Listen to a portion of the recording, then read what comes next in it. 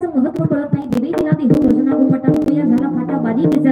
ऐका, देवाना एवढा सुंदर देह तिचा भजना करता दिला, पण आम्ही या देहाचा वापर फक्त भोजना करता करतोय. आम्हाला नाही कळत महत्व. लोक म्हणतात हे माझं ते माझं. अरे राजा, तुझा आहे तरी काय? ऐका, मिळालेला देह सुद्धा तुझा नाही.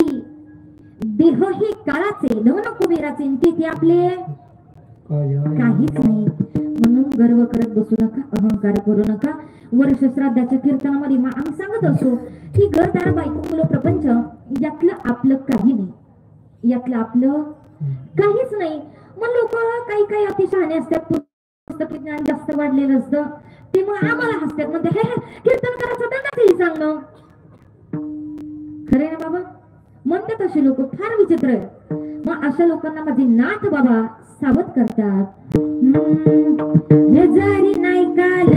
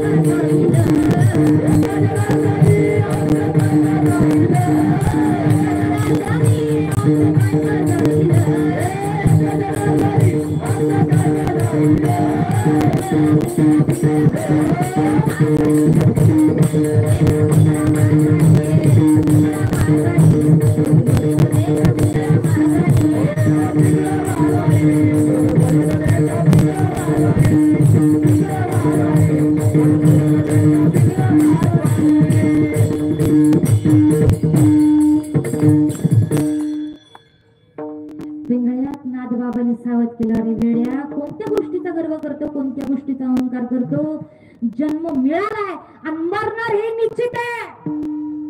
अहंकार करत बसू नको, गर्व करत बसू नको. ऐका, आम्हाला आमचा संसार सुटत नाही, पण मला विशेष वाटतं या सगळ्या मेंढके बंधूंचं स्वतःचा घर, प्रपंच, आई बाप, बायको, पोरं सगळं सोडून मामाच्या दरबारामध्ये सेवा करायला येतात. त्यांची भक्ती सगळ्यात श्रेष्ठ आहे, सगळ्यात मोठी भक्ती त्यांची आहे. ऐका, त्यांना सगळ्यांना माहिती आहे. आज आम्ही आमचा प्रपंच सोडून माझ्या मामाची बकरी राखायला आलोत, पण आमचा प्रपंच आम्ही स्वतः नाही तर हा जगाचा मालक बाळू दरबार आमचा प्रपंच करतोय. एवढी सोपी गोष्ट नाही. स्वतःचा प्रपंच सोडून बकरी राखायला येणं सोपी गोष्ट नाही बाबा. ऐका, त्यांचा फार मोठा त्याग आहे. ऊन पाहत नाही, पाऊस पाहत नाही, वारा पाहत नाही. प्रत्येक स्थितीमध्ये, प्रत्येक वेळेमध्ये इथं मेंढी माऊलीची सेवा करण्याकरता येतात. भंडारा कपाळी हाती घोंगडणी काठी, भंडारा कपाळी हाती घोंगडणी काठी, राखीतो मेंढर